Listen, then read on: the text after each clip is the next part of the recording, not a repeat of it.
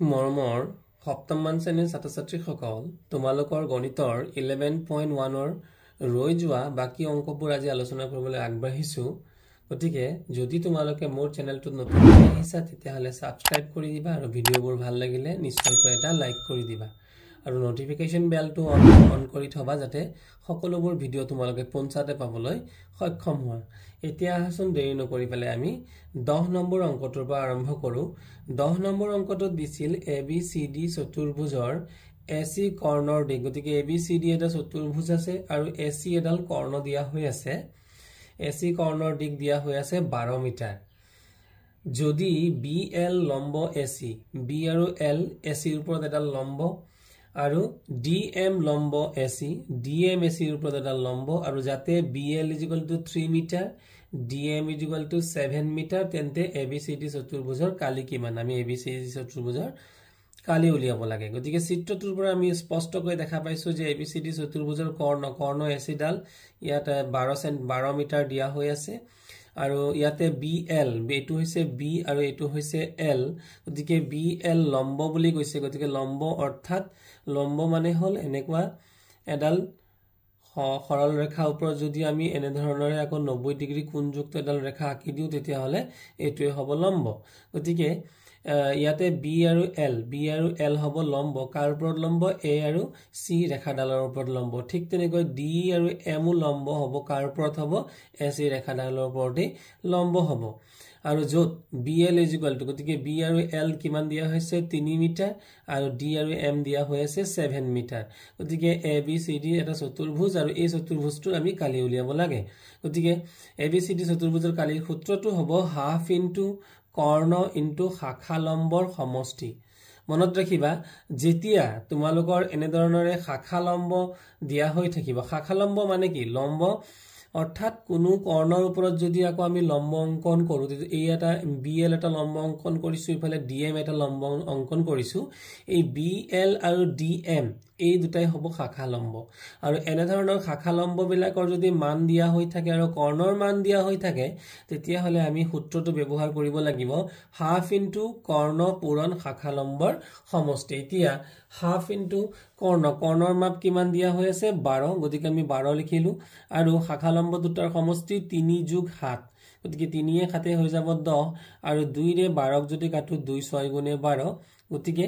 আমাৰ হৈ গল 6 2 ইফালে পালো আমি 6 আৰু 3 এ 7 10 অৰ্থাৎ 6 10 গুণে 60 গতিকে ABCD চতুৰ্ভুজৰ কালি হৈ যাব 60 মিটাৰ স্কয়াৰ ইয়াৰ পিছৰ অংকটো দিয়া হৈছিল EFGH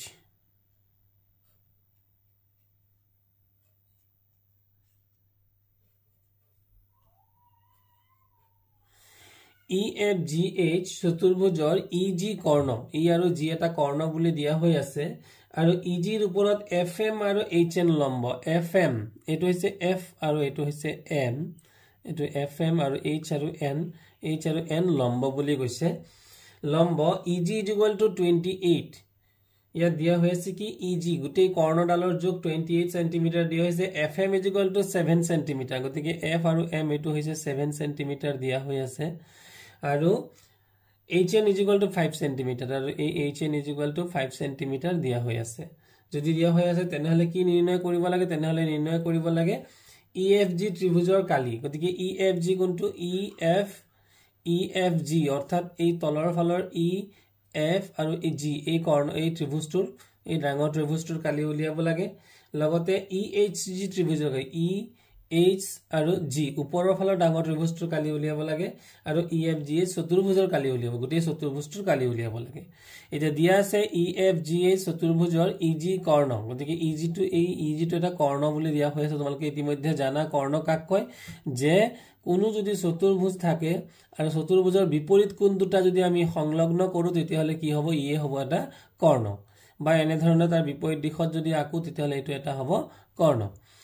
এতিয়া FM লম্ব EG গতিকে FM লম্ব EG FM এই চিত্ৰত তোমালোকে দেখি আছা FM এই লম্ব অকা হৈছে কাৰ ওপৰত EG ৰ ওপৰত অকা হৈছে ঠিক তেনেকৈ HN আৰু HN লম্ব অকা হৈছে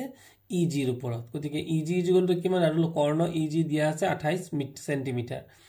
ইয়াতে FM = 7 আৰু HN = 5 সেন্টিমিটাৰ গতিকে প্ৰথমতে আমি তলৰ এই ফালৰ এই তলৰ ত্ৰিভুজডালৰ এই যেটো ত্ৰিভুজ দিয়া হৈ আছে এই ত্ৰিভুজটোৰ আমি কালি উলিয়াব লাগে আৰু ত্ৰিভুজৰ কালি সদায় কিমান হাফ ইনটু ভূমি পূৰণ উন্নতি এটো গতিকে ভূমি কোণটো E আৰু ইয়াতে ইয়াত দিয়া হৈ আছে কি EG অৰ্থাৎ আমি ইফালে এই EG ডালক ভূমি হিচাপে লম half into EG in FM লম্ব হিচাপে হ'ব লাগিব FM গতিকে FM কিমান দিয়া হৈছে EG টু লম্ব EG তোমালোক EG লম্ব নহয় লম্ব হ'বলে হলে যদি এডাল আমি EG টুক যদি আমি ভূমি ধৰো গতিকে লম্ব হ'ব FM গতিকে FM কিমান দিয়া হৈছে 7 দিয়া হৈ আছে EG দিয়া হৈছে 28 গতিকে 2 ৰে যদি 28 কাটো 2 14 গুণে 28 2 14 jar 28 গতিকে আমি পাই গলো 28 কাটি দিওতে 14 পাই গলো তাৰ পিছতে ইয়াতে কি থাকিল 14 7 গুণে হৈ গল 98 সেন্টিমিটাৰ স্কয়াৰ গতিকে এই তলৰ ফালৰ ত্ৰিভুজ অৰ্থাৎ EFG ৰ কালি হৈ গল 98 সেন্টিমিটাৰ স্কয়াৰ এবাৰ ওপৰৰ EHG ৰ কালি যেতিয়া আমি উলিয়াম EHG ৰ কালি হ'ব হাফ ইনটু ভূমি পূৰণ উন্নতি ভূমি একেই ভূমিটো আমি EG কে ভূমি হিচাপে লম গতিকে এবাৰ উন্নতি কোনটো হ'ব এবাৰ উন্নতি হ'ব H আৰু N অৰ্থাৎ এইডাল হ'ব আমাৰ উন্নতি গতিকে H মান কিমান দিয়া হৈছে 5 সেন্টিমিটাৰ দিয়া হৈ আছে গতিকে আমি এবাৰ আগৰ দৰে যদি কাটি দিও তেতলে 2 ৰে 28 কাটিলে 2 14 গুণে 28 আৰু 14 5 গুণে 14 5 গুণ 14 5 গুণ হৈ গল 70 সেন্টিমিটাৰ স্কয়াৰ ইয়াৰ পিছতে আমি উলিয়াব লাগে এবাৰ গোটেই চতুৰ্ভুজটো অৰ্থাৎ EFGA চতুৰ্ভুজৰ কালি উলিয়াব লাগে গতে চতুৰ্ভুজৰ কালিৰ সূত্ৰ কেতিয়া যদি কৰ্ণ দিয়া হৈ থাকে আৰু শাখা লম্ব দুটাৰ সমষ্টি দিয়া হৈ থাকে তেতিয়া হলে আমি সূত্ৰ লম হাফ ইনটু কৰ্ণ ইনটু শাখা লম্ব দুটাৰ সমষ্টি গতিকে হাফ ইনটু কৰ্ণ মানে কিমান দিয়া হৈছে 28 EG আৰু শাখা লম্ব দুটাৰ যোগফল কিমান দিয়া হৈছে 7 আৰু 5 গতিকে 7 + 5 গতিকে 2 ৰে এতিয়া যদি আমি 14 কাটি দিও 2 28 কাটি দিলে 2 14 গুণে 28 আমি 14 পালো আৰু 7 5 হৈ গল 12 এবাৰ 14 আৰু 12 যদি আমি পূৰণ কৰি দিও তেতিয়ালে কিমান হৈ গল 168 সেন্টিমিটাৰ স্কয়াৰ এটো হৈছে কালি এয়া হৈ গল আমাৰ 11 নম্বৰ অংকত 12 নম্বৰ অংকত দিয়া হৈ আছিল এটা চতুৰ্ভুজৰ কালি 11 বৰ্গ সেন্টিমিটাৰ চতুৰ্ভুজটোৰ কালি 11 বৰ্গ সেন্টিমিটাৰ বুলি দিয়া হৈ আছে কৰ্ণ এডালৰ ওপৰত টনা শাখা লম্ব দুডাল ক্ৰমে 2.5 সেন্টিমিটাৰ আৰু 1.5 সেন্টিমিটাৰ সেই কৰ্ণডালৰ দৈৰ্ঘ্য নিৰ্ণয় কৰিব দিছে গতিকে চতুৰ্ভুজৰ কালি দিয়া হৈছে কৰ্ণডালৰ ওপৰত টনা শাখা লম্ব দুডাল ক্ৰমে গতিকে আমি চিত্ৰ যদি চিত্ৰ আঁকি লওঁ তেতিয়া হলে এইটো যদি এটা চতুৰ্ভুজ হয় তেতিয়া হলে এইটো হৈছে ধৰি ললো এইটো আমি কৰ্ণ গতিকে এইটো যদি কৰ্ণ হয় তেতিয়ালে শাখা লম্ব কোন কিডাল হ'ব এডাল হ'ব এটা শাখা লম্ব আৰু ইয়াত এইটো হ'ব এটা শাখা লম্ব মনত ৰাখিবা গতিকে শাখা লম্ব দুডালৰ সমষ্টিটো শাখা লম্ব দুডালৰ যোগ দিয়া আছে এটা আছে 2.5 ধৰি ললো এইটো 2.5 আৰু এটা দিয়া হৈ আছে 1.5 এটো হৈ গল 1.5 এনে ধৰণৰ গতিকে আৰু ইয়াৰ গোটেই চতুৰ্ভুজটোৰ কালি দিয়া হৈ আছে যদি চতুৰ্ভুজটোৰ কালি দিয়া হৈ আছে তেতিয়ালে আমি কি উলিয়াব লাগে আমি সেই কৰ্ণডালৰ দৈৰ্ঘ্য অৰ্থাৎ এই কৰ্ণডালৰ দৈৰ্ঘ্য আমি উলিয়াব লাগে তো দিয়া আছে চতুৰ্ভুজটোৰ কালি 11 সেন্টিমিটাৰ স্কয়াৰ চতুৰ্ভুজৰ শাখা লম্ব দুডাল ক্ৰমে 2.5 সেন্টিমিটাৰ আৰু 1.5 সেন্টিমিটাৰ গতিকে আমাৰ সূত্ৰ কি আছিল আমাৰ যেতিয়া আমাৰ কৰ্ণ দিয়া হৈ থাকে বা কৰ্ণ উলিয়াব লাগে হাফ ইনটু কৰ্ণ আৰু শাখা লম্ব দুটাৰ সমষ্টি এটোই আমাৰ আছিল কালিৰ সূত্ৰ আৰু ইজুকলটো কালি কিমান দিয়া হৈছে কালি দিয়া হৈ আছে 11 সেন্টিমিটাৰ স্কয়াৰ গতিকে হাফ ইনটু কৰ্ণ আমি নাজানো গতিকে কৰ্ণ হিচাপত বহুৱালৰ শাখা লম্ব দুটাৰ যোগফল কিমান 2.5 যোগ 1.5 এই দুটা আমি যদি যোগ কৰো গতিকে 0.5 আৰু 0.5 যোগ কৰিলে মনত ৰাখিবা 0.5 প্লাস 0.5 সদায় 0.5 যোগ কৰিলে উত্তৰটো 1 হয় গতিকে হৈ গল 1 আৰু 1 1 2 আৰু 2 2 4 গতিকে আমাৰ হৈ গল 4.0 অৰ্থাৎ 4 হাফ ইনটু কৰ্ণ গতিকে এই হাফটো এতে 2 টুক সোৱা 2 আছে 1 ৰ তলত এবাৰ 2 টু যদি আমি সোঁফালে লৈ গুছি যাও যেহেতু ইয়া তলত আছে মানে হৰণ হৈ আছে যেতিয়া আমি সোঁফালে লৈ গুছি যাম ই হৈ যাব পূৰণ গতিকে 11 ইনটু 2 এবাৰ তেতিয়ালে কৰ্ণ জাগাত থাকি গল কৰ্ণ ইকুয়াল টু কিমান হ'ব 11 ইনটু 2 আৰু 4 টু কৰ্ণৰ লগত কি হৈ আছিল পূৰণ যদি সমান চিনৰ হিফালে গুছি যায় তেতিয়া হৈ যাব হৰণ অৰ্থাৎ তললৈ আহি যাব এবাৰ এই 2 ৰে যদি 4 কাটো 2 ৰে 4 কাটিলে গল দুবাৰ গতিকে 11/2 এবাৰ 11ক যদি আমি 2 ৰে হৰণ দিও তেতিয়ালে কেইবাৰ যাব 11ক আমি যদি 2 ৰে হৰণ দিও 2 5 গুণে 10 থাকি গ'ল 1 1ত না যায় দশমিক ইয়াতে আহি গ'ল 10 2 5 গুণে 10 অৰ্থাৎ 5.5 হ'ব আমাৰ উত্তৰ গতিকে চতুৰ্ভুজটোৰ আমি কৰ্ণ পাই গ'লো কৰ্ণটো কিমান পাই গ'লো চতুৰ্ভুজৰ কৰ্ণডালৰ দৈৰ্ঘ্য পাই গ'লো আমি 5.5 সেন্টিমিটাৰ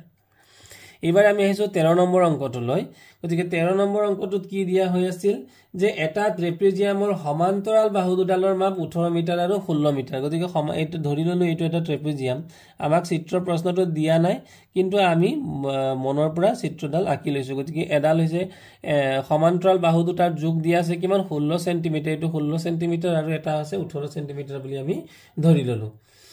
সমান্তৰাল বাহু দুটাৰ মাজৰ দূৰত্ব গতিকে দূৰত্ব দিয়া হৈ আছে 8 সেন্টিমিটাৰ বুলি মাজৰ দূৰত্বটো এই যে ফুট বা ডট লাইন দি পেলাই দেখুৱা হৈছে ডট লাইন দি পেলাই দেখুৱাইছো যে এইটো 8 সেন্টিমিটাৰ যদি হয় ট্ৰেপেজিয়ামটোৰ কালি উলিয়াব লাগে তো দিয়া আছে ট্ৰেপেজিয়ামটোৰ সমান্তৰাল বাহু দুটাৰ মাপ ক্ৰমে 18 সেন্টিমিটাৰ আৰু 16 সেন্টিমিটাৰ সমান্তৰাল বাহু মৰমৰ ছাত্ৰ-ছাত্ৰী সকল তোমালোকে মনত ৰাখিবা সমান্তৰাল বাহু মানে তাৰ দিক বিলাক একে হ'ব লাগিব ধৰি লওক এটো এটা দিক একে জি দিগত গৈছে একে দিগতে যোৱা মানে বা কোনো বাহু হ'ব লাগিব তেতিয়াহলে এই বাহু দুটা হ'ব সমান্তৰাল আৰু এই সমান্তৰালৰ এডালৰ যোগ দিয়া আছিল 16 আৰু এডালৰ যোগ দিয়া হৈ আছিল 18 তো দিয়া আছে ট্ৰেপেজিয়ামৰ সমান্তৰাল বাহু দুটাৰ মাপ ক্ৰমে 18 সেন্টিমিটাৰ আৰু 16 সেন্টিমিটাৰ সমান্তৰাল বাহু দুটাৰ মাজৰ দূৰত্ব বাহু দুটাৰ মাজৰ দূৰত্ব গতিকে এই যে যি দূৰত্ব এই দূৰত্বটো হ'ব বাহু দুটাৰ মাজৰ দূৰত্ব আৰু এটো কিমান দিয়া হৈছে 8 সেন্টিমিটাৰ 8 সেন্টিমিটাৰ বুলি দিয়া হৈ আছে এটো 8 সেন্টিমিটাৰ ট্ৰেপেজিয়ামটোৰ কালি গতিকে ট্ৰেপেজিয়ামৰ কালিৰ সূত্ৰটো কি হ'ব হাফ ইনটু সমান্তৰাল বাহুৰ মাজৰ দূৰত্ব ইনটু সমান্তৰাল বাহু দুটাৰ যোগফল গতিকে এইটোৱে হৈছে আমাৰ ট্ৰেপেজিয়ামৰ সূত্ৰ ছাত্ৰ-ছাত্ৰীসকল তোমালোকে ট্ৰেপেজিয়ামৰ সূত্ৰ ৰম্বছৰ সূত্ৰ এই সূত্ৰবোৰ ভালদৰে মনত ৰখাব লাগিব তেতিয়াহে এই অংকবোৰ কৰাৰ ক্ষেত্ৰত তোমালোকে জটিলতাবোৰ তোমালোকৰ দূৰ হ'ব অন্যথা তোমালোকে যথেষ্ট কষ্ট অনুভৱ কৰিবা গতিকে আগতে তোমালোকে এই সূত্ৰবোৰ মনত ৰখাই ল'ব লাগিব যে আমি যেতিয়া ট্ৰেপেজিয়ামৰ কালি উলিয়াম তেতিয়ালে সূত্ৰটো কি হ'ব হাফ ইনটু সমান্তৰাল বাহুৰ মাজৰ দূৰত্ব ইনটু সমান্তৰাল বাহু দুটাৰ যোগফল গতিকে হাফ ইনটু 8 সমান্তৰাল বাহুৰ মাজৰ দূৰত্ব 8 বুলি দিয়া হৈ আছে আৰু সমান্তৰাল বাহু দুটাৰ যোগফল কিমান দিয়া হৈ আছে 18 আৰু 16 আৰু এই দুটা যোগ কৰিলে আমি পালো 34 আৰু ইফালে 2 ৰে যদি 8ক কাটি দিও তেতিয়ালে পাই গলো 4 গতিকে 4 into 34 4 रे 4 পূৰণ কৰিলে 4 4 গুণ 16 6 কৰিলে 1 আৰু 4 3 গুণ 12 একে 13 136 সেন্টিমিটাৰ স্কয়াৰ হৈ যাব আমাৰ 13 নম্বৰ প্ৰশ্নটোৰ উত্তৰ অৰ্থাৎ ট্ৰেপেজিয়ামটোৰ কালি এবাৰ আমি হলো 14 নম্বৰ অংকটোলৈ 14 নম্বৰ অংকটো দিয়া আছিল ট্ৰেপেজিয়াম আকৃতিৰ পথাৰ এখনৰ কালি 600 বৰ্গ মিটাৰ গতিকে কালি দিয়া হৈ আছে এটা আকৃতি দিয়া হৈছে এখন পথাৰৰ এখন পথাৰ আৰু এই পথাৰটোৰ আকৃতি হৈছে এটা ট্ৰেপেজিয়ামৰ দৰে আৰু ইয়াৰ কালি দিয়া হৈ আছে কিমান 600 বৰ্গ মিটাৰ এটো হৈছে আমাৰ কালি সমান্তৰালভাৱে থকা পাৰ দুটাৰ দিক 20 মিটাৰ আৰু 30 মিটাৰ গতিকে সমান্তৰালভাৱে থকা দুটা পাৰ এটো হৈছে 30 আৰু ওপৰৰ সৰু বাহুডালৰ যোগ হৈছে 20 গতিকে 20 আৰু 30 দিয়া হৈ আছে সমান্তৰাল পাৰ দুটাৰ মাজৰ দূৰত্ব এটা মাজৰ দূৰত্ব অৰ্থাৎ এই ডট চিন দি পেলাই দেখুৱা যি ঠাই অৰ্থাৎ যি মানে ৰেখা এই ৰেখাডালৰ আমি দূৰত্ব নিৰ্ণয় কৰিব লাগে তো দিয়া আছে ট্ৰেপেজিয়ামৰ আকৃতিৰ পথাৰখনৰ কালি 600 বৰ্গ মিটাৰ সমান্তৰাল বাৰ দুটাৰ দিক ক্ৰমে 20 মিটাৰ আৰু 30 মিটাৰ প্ৰশ্নমতে হাফ ইনটু সমান্তৰাল বাহু দুটাৰ মাজৰ দূৰত্ব ইনটু সমান্তৰাল বাহু দুটাৰ যোগফল ইকুৱেল টু কিমান ইকুৱেল টু আছিল আমি মানে ট্ৰেপেজিয়ামৰ কালি গতিকে হাফ ইনটু সমান্তৰাল বাহু দুটাৰ মাজৰ দূৰত্ব সমান্তৰাল বাহু দুটাৰ মাজৰ দূৰত্ব আমাক উলিয়াবহে দিছে আমি নাজানো আচ্ছা তাৰ পিছত আমাৰ সমান্তৰাল বাহু দুটাৰ যোগ কিমান দিয়া আছে ক্ৰমে 20 মিটাৰ আৰু 30 মিটাৰ এই দুটা আমি যোগ কৰি দিলো 20 আৰু 30 যোগ কৰি দিলে হৈ গল কিমান 50 আৰু এই যে তলত থকা 1/2 অৰ্থাৎ তলত দুইটো হৰণ হৈ আছিল এই হৰণত হৈ থকা দুইটো যদি আমি সমান চিহ্নৰ বিপৰীত দিশে অৰ্থাৎ সোঁফালে লৈ যাও তেতিয়াহলে এই হৰণে হৈ যাবগৈ পূৰণ গতিকে ইকুৱেল টু কিমান হৈ গল 600 into 2 সমান্তৰাল বাহু দুটাৰ মাজৰ দূৰত্ব তেতিয়াহলে কিমান হ'ব ইকুৱেল টু কিমান হৈ গল 600 into 2 ঠাইতে থাকিলে আৰু পূৰণ হৈ থকা এই 50 টো যদি সমান চিহ্নৰ হিফালে গুচি যায় হৈ গল হৰণ তেতিয়া এটো শূন্যৰ লগত এটো শূন্য আমি কাটি দিলু পাছেৰে যদি আমি 60 কাটো 5 12 গুণে 60 আৰু 12 দুগুণে হৈ যাব 24 গতিকে 24 মিটাৰ স্কয়াৰ হৈ যাব আমাৰ 14 নম্বৰ প্ৰশ্নটোৰ উত্তৰ আৰু সমান্তৰাল বাহু দুটাৰ মাজৰ 14 নম্বৰটো হৈ গল কি সমান্তৰাল বাহু দুটাৰ মাজৰ দূৰত্ব এতিয়া আমি আহি যাম 15 নম্বৰ অংকলৈ অঙ্কটো দিয়া আছিল যে ট্ৰেপেজিয়াম আকৃতিৰ কাগজ এখনৰ কালি এখন এখিলা কাগজ আছে যাৰ আকৃতিটো হৈছে এটা ট্ৰেপেজিয়াম অৰ্থাৎ যাৰ এজোৰ বিপৰীত বাহু সমান্তৰাল এই বাহুডালৰ লগত এই বাহুডাল হৈছে সমান্তৰাল এজোৰ বিপৰীত বাহু সমান্তৰাল আৰু কাগজখিলাৰ আকৃতি হৈছে এটা ট্ৰেপেজিয়ামৰ দৰে ইয়াৰ মাজৰ দূৰত্ব হৈছে 5.5 সেন্টিমিটাৰ আৰু তাৰে এডাল সমান্তৰাল বাহুৰ যোগ দিয়া হৈছে 2.5 আনডালৰ যোগ উলিয়াব লাগে তো দিয়া আছে ট্ৰেপেজিয়াম আকৃতিৰ কাগজখনৰ কালি 11 সেন্টিমিটাৰ স্কয়াৰ বুলি কালিটো দিয়া হৈ আছে সমান্তৰাল বাহু দুটাৰ মাজৰ দূৰত্ব কিমান দিয়া হৈ আছে এইটো এই বাহুটো আৰু এই ফালৰ এই বাহুডাল আৰু এই বাহুডালৰ মাজৰ দূৰত্ব কিমান 5.5 সেন্টিমিটাৰ আৰু এটা বাহুৰ দৈৰ্ঘ্য আমি চিত্ৰত দেখিছো 2.5 সেন্টিমিটাৰ দিয়া হৈ আছে গতিকে প্ৰশ্ন মতে এইটো হৈছে এই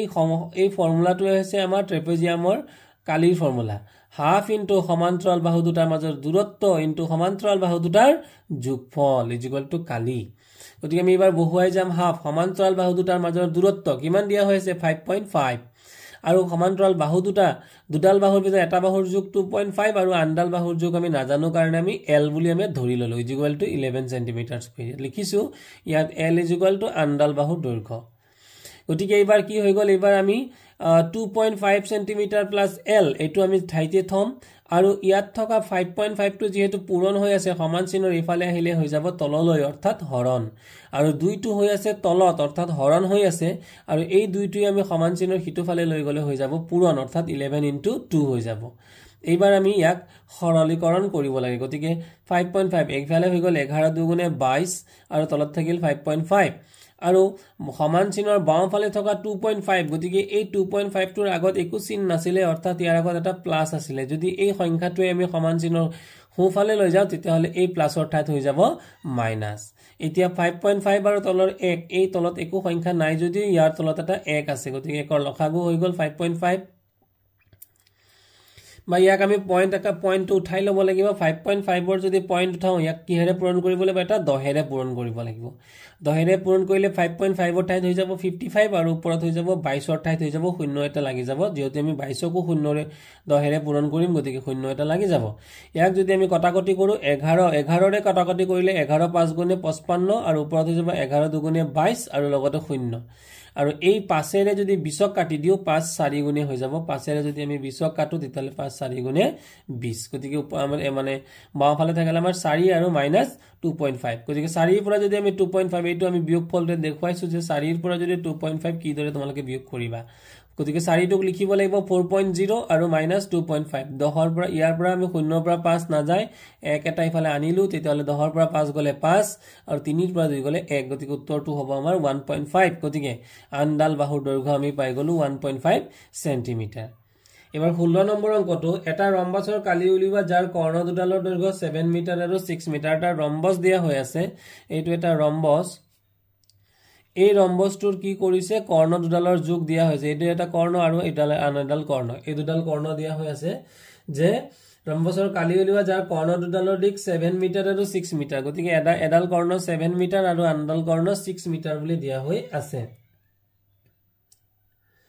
কালিৰ পৰিমাণ বৰ্গ সেন্টিমিটাৰ লিখিবা গতিকে আমাক যেহেতু বৰ্গ সেন্টিমিটাৰত উলিয়াবলৈ দিছে গতিকে আমি এই ৰম্বসৰ যে কৰ্ণ এডাল কৰ্ণ আমি h1 বুলি ধৰিছো আৰু আনডাল কৰ্ণক আমি h2 বুলি ধৰিছো গতিকে h1 কিমান দিয়া আছিল 7 মিটাৰ আৰু মিটাৰটোক যদি আমি সেন্টিমিটাৰক লৈ যাও মিটাৰৰ পৰা এটা সেন্টিমিটাৰ সৰু একক গতিকে 100 ৰে পূৰণ দিব লাগিব 7 100 গুণে 700 সেন্টিমিটাৰ হৈ গল এডাল কৰ্ণৰ দিক আৰু আনডাল কৰ্ণৰ দিক 6 মিটাৰ আছিল 6 মিটাৰৰ পৰা 100 ৰে পূৰণ দিলে হৈ যাব 600 সেন্টিমিটাৰ গতিকে ৰম্বসৰ কালি সূত্ৰটো মনত ৰাখিব লাগিব যেতিয়া আমাৰ দুডাল কৰ্ণ দিয়া হৈ থাকে হাফ ইনটু কৰ্ণ h1 ইনটু কৰ্ণ h2 গতিকে আমি পাইছিলো 700 আৰু 600 আমি গুটি কিটা যদি পূৰণ কৰো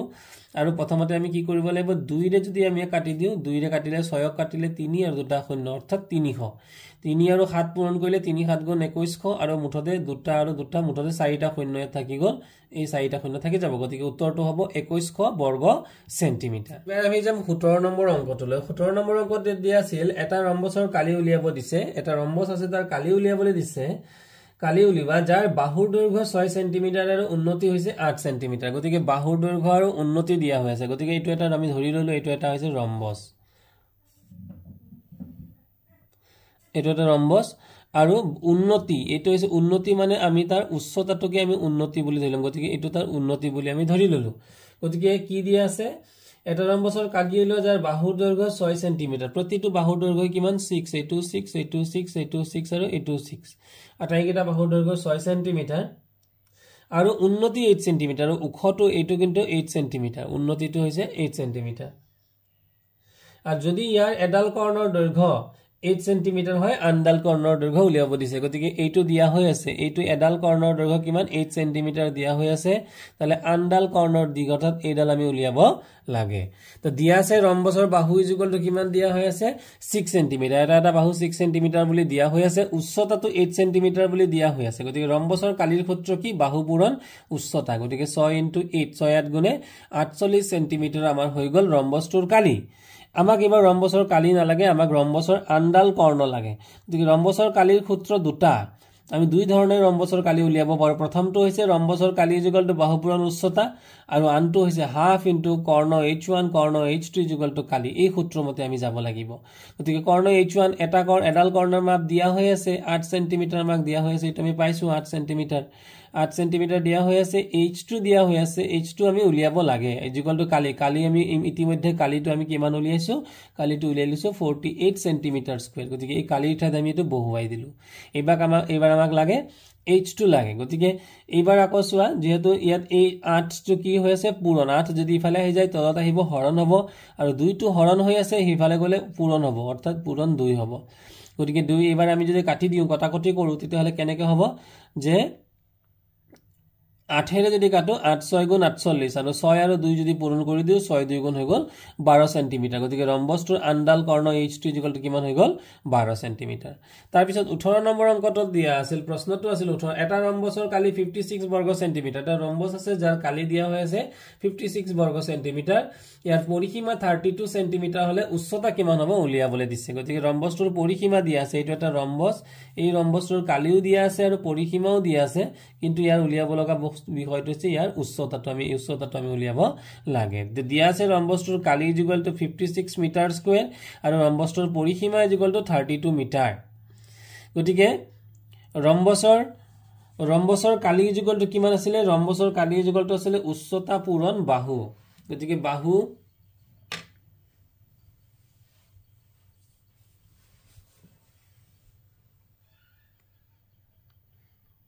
ৰম্বসৰ পৰিসীমা কিমান হ'ব ৰম্বসৰ পৰিসীমা সমান হ'ব 4 পূৰণ বাহু ইকুয়াল টু 32 যেহেতু আমাক 32 পৰিসীমা দিয়া হৈ আছে এইবাৰ আমি বাহু ইকুয়াল টু কিমান হ'ব এইফালে সমান চিহ্ন বাওঁফালে থকা 4 টো পূৰণ হৈ আছিল সোঁফালে অহাৰ লগে লগে হৰণ আকৃতিত আহিল আৰু 4 8 গুণে হৈ গল 32 গতিকে ৰম্বসটোৰ বাহুৰ দৈৰ্ঘ্য কিমান পাই গলো আমি 8 মিটাৰ গতিকে প্ৰশ্ন মতে কালি কিমান আছিল বাহু পূৰণ উচ্চতা ইকুয়াল টু ৰম্বসৰ কালি গতিকে এটা বাহু আমি 8 পালো উচ্চতা আমি নাজানো আৰু ৰম্বসটোৰ কালি আমি কিমান দিয়া হৈ আছে 56 মিটাৰ স্কয়াৰ বুলি আমাক দিয়া হৈ আছে গতিকে উচ্চতা থাকি গল উচ্চতা ইফালে থকা 8 টো ইফালে আহি গলে কি হৈ যাব হৰণ হৈ যাব গতিকে 8 এৰে যদি 56ক আমি কাটি দিও 8 7 গুণে 8 7 jar 56 গতিকে আমাৰ 7 মিটাৰ হৈ যাব আমাৰ উত্তৰ গতিকে ৰম্বসটোৰ উচ্চতা কিমান 7 মিটাৰ 19 নম্বৰ অংকটো দিয়া আছিল এটা ৰম্বসৰ কৰ্ণ 6 সেন্টিমিটাৰ